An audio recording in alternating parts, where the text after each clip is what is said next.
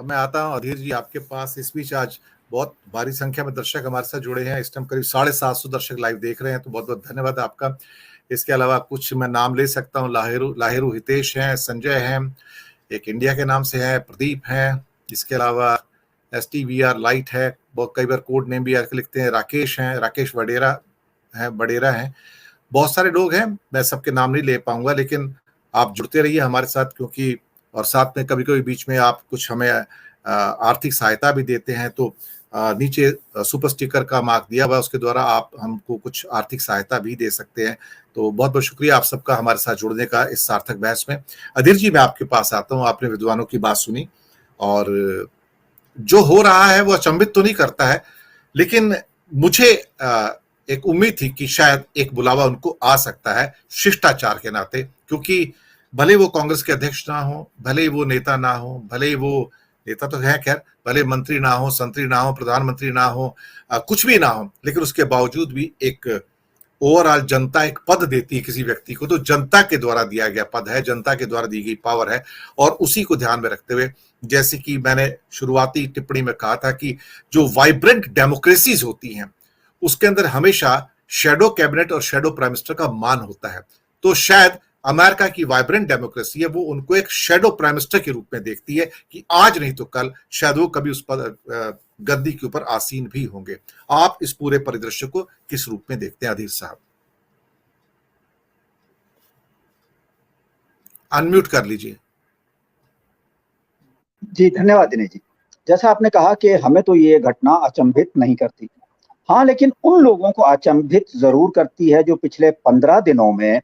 राहुल गांधी के किसी भी लेक्चर के बाद ये कहते थे कि देश का अपमान हो गया या देश का अपमान हो गया, या RSS प्रमुख मोहन भागवत ने कहा कि देश का अपमान, विदेशों में देश का अपमान करने वाले देश के शत्रु हैं। तो ये घटना उन्हें जरूर अचंभित कर रही होगी, और इसी प्रक्रिया में जो भारतीय मीडिया जगत है उससे इस खबर को एक तरह से गायब कर दिया गया। हालांकि ये घटना जाहिर तौर पर है कि 4-5-6 रोज पहले की रही होगी, लेकिन जो सारी परिस्थितियां हैं, और जैसा आपने भी जिक्र कहा, राकेश जी जिक्र कर चुके हैं, गिरीश जी जिक्र कर चुके हैं, धनंजय भाई बोल चुके हैं। सर, इसमें मैं जोड़ दूं आपको, ये घटना उस दिन की होगी जिस दिन उन्होंने वॉशिंगटन प्रेस क्लब को वहां एड्रेस किया था, तो वो वॉशिंगटन DC के अंदर थे, तो शायद उसी दिन उनको ये बुलाया गया होगा। जी। और बाकी आपने खुद ही जिक्र कर दिया कि दुनिया में जो भी वाइब्रेंट डेमोक्रेसीज हैं उन दोनों के बीच एक दूसरे को लेकर कहीं ना कहीं चिंताएं, सरोकार, या कहें कि एक दूसरे के हित भी जुड़े होते हैं, और वो एक दूसरे को देखते हैं। अब आप ये देखिए कि मान लीजिए ट्रंप साहब हिंदुस्तान आते और हिंदुस्तान में वो अमेरिका के राष्ट्रपति ना होते, लेकिन यहाँ कांग्रेस की सरकार होती, तो क्या भारत में कांग्रेस की सरकार ट्रंप को नजरअंदाज करती? बिल्कुल नहीं करती, क्योंकि कहीं ना कहीं जो सारी परिस्थितियां हैं लोकतांत्रिक देशों में, इन चीजों का ध्यान रखा जाता है, इन मर्यादाओं का। और साथ ही आपने कहा कि शेडो प्राइम मिनिस्टर, वो बात बिल्कुल सही है कि हर राज्य में, वॉशिंगटन हो, हिंदुस्तान का नई दिल्ली हो या बीजिंग हो, एक दूसरे के लिए सम्मान हमेशा होता है, चाहे उन देशों में एक दूसरे के अंदर, राजनीतिक दलों के अंदर कितना वैमनस्य हो, कोई भी चीज चल रही हो। लेकिन जब देश के प्रमुख नेता बाहर जाते हैं तो उनका सम्मान कहीं ना कहीं होता है। लेकिन इस यात्रा में आप देखिए कि जो अमेरिका में हिंदुस्तानी डायस हो रहा था, या जो सारी चीजें थी, उसने किस तरह से राहुल गांधी की यात्रा को लिया है। और इस यात्रा के दौरान राहुल गांधी ने जो जिक्र किया, कि राहुल गांधी ने वही जिक्र किया कि महात्मा गांधी, नेहरू, और जो इस देश की एक विचार है, इस देश की जो एक दर्शन है, उन चीजों का जिक्र किया। और दिनेश जी, ऐसा तो नहीं हो सकता कि पिछले 9 सालों में हिंदुस्तान जैसी दुनिया की सबसे बड़ी डेमोक्रेसी में जो लोकतंत्र और संविधान के साथ जो भी घटित हुआ है वो अमेरिका को पता ना हो।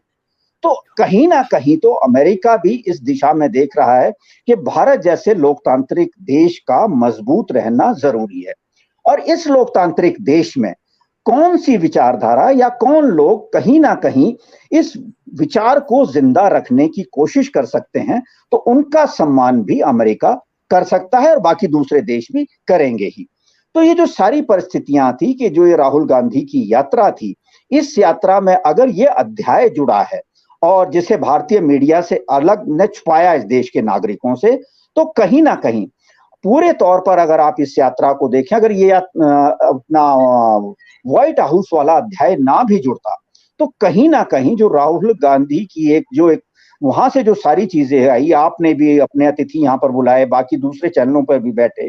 कि राहुल गांधी किस तरह से परिपक्व होकर वहां पर बात कर रहे हैं, हर चीज में एक नई झलक राहुल गांधी की दिख रही है, तो उसका जो संदेश है वो पूरी दुनिया में गया। लेकिन अब ये जो व्हाइट हाउस की यात्रा है, तो ऐसा तो नहीं है कि बाइडेन साहब को पता नहीं होगा या कमला हैरिस को पता नहीं होगा। तो ये जो सारा जिक्र आपने भी किया, तो इन चीजों के भारतीय राजनीति में या आने वाले समय के लिए बहुत ज्यादा मायने हैं, और इसका जो मायने ना सिर्फ अमेरिका या भारत के लिए नहीं है, जो बाकी पश्चिमी देश हैं या यूरोपियन देश है, उन देशों के लिए भी इस यात्रा और इस मुलाकात के कई मायने हैं।